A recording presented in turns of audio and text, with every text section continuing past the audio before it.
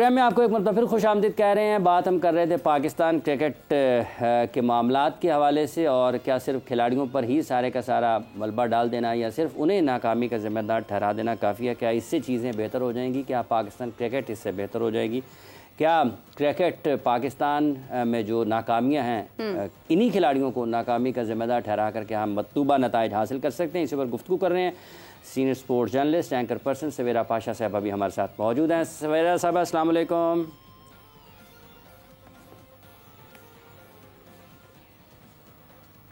वालेकुम अस्सलाम, ईद मुबारक आप सबको। खैर मुबारक। बहुत शुक्रिया जी, बहुत शुक्रिया। सवेरा साहब, क्या ये आप समझती हैं वाकई इन्हीं 15 खिलाड़ियों को सिर्फ नाकामी का जिम्मेदार ठहराया जाए, इनमें से चंद लोगों को ड्रॉप कर दिया जाए, चंद को कहा जाए कि अपनी फ़िज़िकल फ़िटनेस पर काम करें, और क्या इसी तरह से बेहतर हो जाएंगी, या फिर कुछ फ़ैसला साजों पर भी नज़र डालने की ज़रूरत है जो सारी चीज़ों को जो शो रन कर रहे हैं कि कौन कब कहाँ सेलेक्ट होगा, कौन कब कहाँ जाएगा खेलने के लिए, किसको एनओसी देना है, किसको नहीं देना, कहाँ फ़िज़िकल फ़िटनेस के लिए कैंप लगाना है, कहाँ नहीं लगाना है? तो आपको लगता है कि वाकई सिर्फ़ और सिर्फ खिलाड़ियों को गिरदी घेरा तंग करने की ज़रूरत है?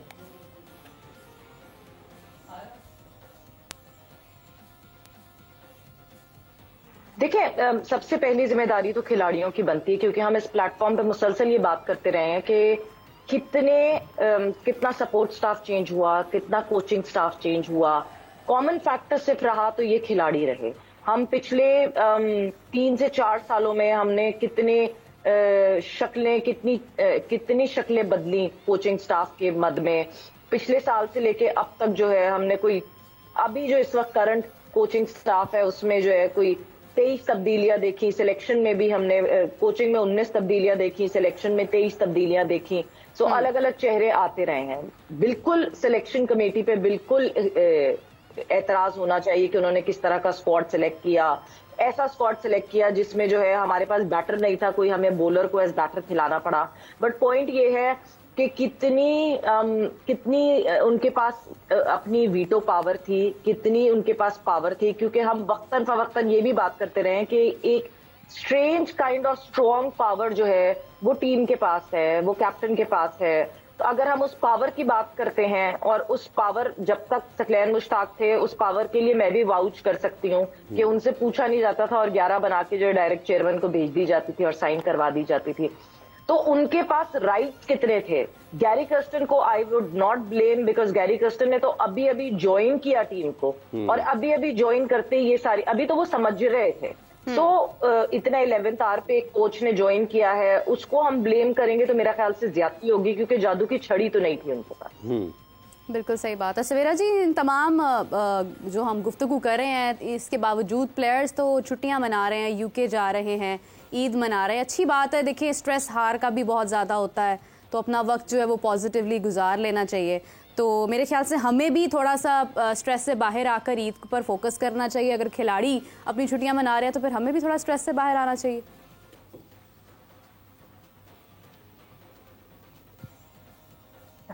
मीरा, मुझे लगता है कि पाकिस्तान क्रिकेट बोर्ड को ना सबके यूके के वीजा लगवा देने चाहिए, जो हम सब पैशनेटली अपनी टीम को फॉलो करते हैं, बिकॉज हम भी उसी स्ट्रेस से गुजरे जिस स्ट्रेस से वो गुजरे हैं। वो भी स्ट्रेस रिलीज करने, हार के भी स्ट्रेस हो जाता है बहुत, तो वो स्ट्रेस रिलीज करने यूके जा रहे हैं। तो मतलब ये वक्त मुझे लग रहा है कि उसी तरह आ गया है। 90s में आई रिमेम्बर जब पाकिस्तान की टीम अच्छा परफॉर्म नहीं करती थी तो ये लोग या तो रात के अंधेरे में कहीं लैंड होते थे कि कोई फैन ना टकरा जाए, या कोई बातें ना सुननी पड़े, या कोई रिफ्ट ना क्रिएट हो जाए। उसी तरह अब almost partial of the team जो है वो यूके जा रही है कि सीधा डायरेक्ट पाकिस्तान ना आना पड़े, थोड़े से जरा जज्बात ठंडे हो जाए लोगों के, फिर हम पाकिस्तान आए। मगर पॉइंट ये है, ऐसे भाग भाग के छुटेंगी नहीं चीजें, ऐसे भाग भाग के जो है अंडर द कार्पेट नहीं होंगी चीजें। एक वक्त तक हम ये सुन रहे थे कि नहीं जी, जब प्लेयर्स पाकिस्तान वापस आएंगे तो 3 दिन मिलेंगे इन प्लेयर्स को अपनी सफाई पेश करने के लिए, and within a week आपको जो है चेंजेस दिखेंगे।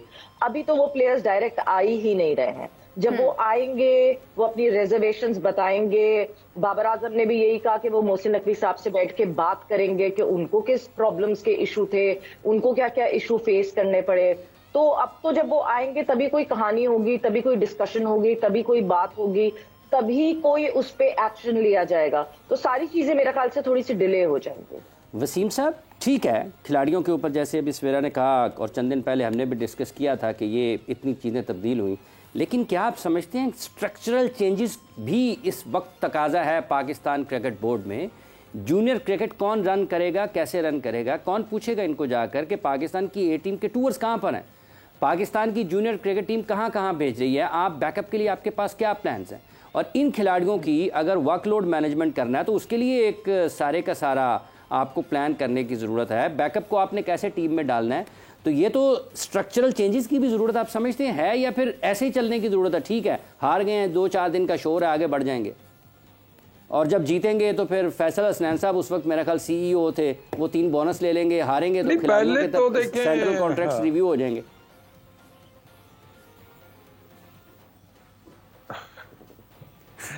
नहीं देखिए, इसमें मतलब सिर्फ एक बंदे ने बोनस नहीं लिया। अगर वो लिस्ट निकलवा लेना किसने बोनस लिए हैं टीम की कारकर्दगी के ऊपर, तो इस टाइम उनको भी जरा सामने ले गए, ये अब टीम ने अच्छा नहीं किया, अब आपकी क्या टेक है? चाहे वो लॉजिस्टिक्स के हैं, चाहे वो डोमेस्टिक के हैं, चाहे वो इंटरनेशनल के हैं, सबको सामने लेके आए। हाँ जी, टीम जीती थी, आपने इतने बोनस लिए, अब बताएं हमें क्या है? देखिए, इसमें अभी जो बात सवेरा भी कर रही थी, आप भी, कि ओबियसली चेंजेस बहुत ज़्यादा हुई, सिलेक्शन कमेटी में भी चेंजेस हुई हैं, उसके बाद हमने देखा है कि कोचिंग स्टाफ में भी चेंजेस हुई हैं। अब ये कह देना जी यही प्लेयर्स खेल रहे हैं, नहीं, हमें इसको भी थोड़ा सा ना और जूम इन करने की ज़रूरत है। ये नहीं हुआ कि वही लड़के खेल रहे हैं, कौन से लड़के वही खेल रहे हैं, क्योंकि इसमें आपको 5-6 लड़के आपको चेंजेस नजर आई हैं, वो अंदर हुए, कोई बाहर हुए। फिर आप इस वर्ल्ड कप के अंदर भी देख लें, कुछ लड़के ऐसे आए हैं जो कि टीम का हिस्सा नहीं थे पहले, तो ये कह देना जी यही लड़के चलते आ रहे हैं, ये भी एक गलत कॉन्सेप्ट है। हाँ, कुछ लड़के जरूर वही चलते आ रहे हैं। अब जो प्रॉब्लम्स आ रही हैं उसको देखने की जरूरत है कि क्या आपने 19 कोचेस जो लगाए उनकी वजह से, या 23 सेलेक्टर्स जो लगाए उसकी वजह से टीम की यूनिटी चलेगी, या टीम के अंदर आप ऐसे लड़के लेके आए हैं कि जिनकी वजह से आपकी टीम का माहौल खराब हो गया। वसीम साहब, सवाल तो यही है, बिल्कुल आप ठीक कह रहे हैं, सवाल तो यही है वसीम साहब कि जो लोग फैसले करते हैं सिलेक्शन कमेटी की तब्दीली करने के, खिलाड़ियों को लाने के, टीम का इत्तेहाद खराब करने के, क्या उनके ऊपर बात नहीं आती? उनके ऊपर भी तो निशान होना चाहिए ना। बाबर आजम और शाहीन अफरीदी को तो सब पकड़ लेंगे, जिन लोगों ने ये फैसले किए हैं। देखिए, वो बात वही है, देखें बात वही है ना कि सिलेक्शन कमेटी ने फिर किस सोच के, देखिए हम तो मतलब ये नहीं कह रहे कि ये सिलेक्टर क्यों है, वो सिलेक्टर क्यों है, हम ये कह रहे हैं कि हमारे पास जो स्पिनर एक भेजा वो क्यों नहीं खेला, हमारे पास मिडिल ऑर्डर बैट्समैन क्यों नहीं थे, जो थे आपने क्यों नहीं वो खिलाए, और आपके जो करता धरता थे सिलेक्शन के अंदर भी, वो भी टीम के साथ ही थे वहां पे।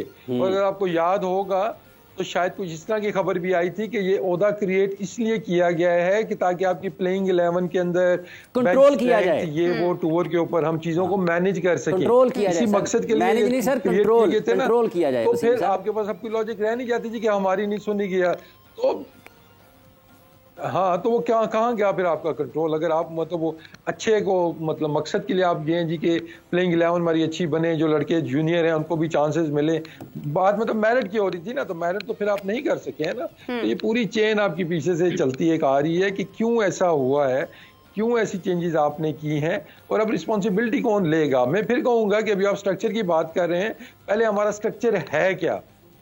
अभी ये 2 साल से हमारा स्ट्रक्चर है क्या? कोई ये बैठ के समझाएगा, टीवी पे आके मीडिया में आके समझा दें कि ये हमारा स्ट्रक्चर है, इस तरह चीजें चलनी थी, फिर हमें वजूहात पता चल जाएंगी भाई ये टीम के टूर्स क्यों नहीं हो रहे थे, हमारे बैकअप प्लान्स क्या हैं, अभी हमारी जो डोमेस्टिक क्रिकेट हुई है उसके क्या मकासद थे, क्या हमने उस क्रिकेट से हासिल किया है, क्यों हम उसमें फिर चेंज करने जा रहे हैं कि उसकी क्वालिटी इतनी बुरी है, आपने कराई है ना, कि अब आपको रेक्टेंगुलर कराने की जरूरत पड़ी है, क्योंकि आपको पता है कि आपकी फर्स्ट क्लास बिल्कुल फारग तरीन आपने कराई है, बिल्कुल उसमें मेरिट नहीं था, आपने क्वांटिटी पे चले गए हैं, मेरिट को आपने नजरअंदाज किया है। अब आप 5 टीमों के कॉन्सेप्ट पे आ गए हैं, तो वो 5 टीमें से फिर 6 टीमों पे इतराज था, लेकिन अब आप 5 टीमें बना रहे हैं, तो मतलब आप खुद ही अपने आप को गलत साबित कर रहे हैं जी कि जो पहले वाला सिस्टम था वो इससे बेहतर था, जिसमें 6 टीमें तो आ रही थी ना, 5 टीमें जो बन रही हैं, दैट मीन्स कि आपके पास क्वालिटी 5 टीमों की रह गई है, रेक्टेंगुलर कराने की आपको जरूरत पड़ी है, तो रेक्टेंगुलर कराने की जरूरत पड़ी है। अभी आपने वसीम साहब जो आपने जिक्र किया कि एक ओहदा क्रिएट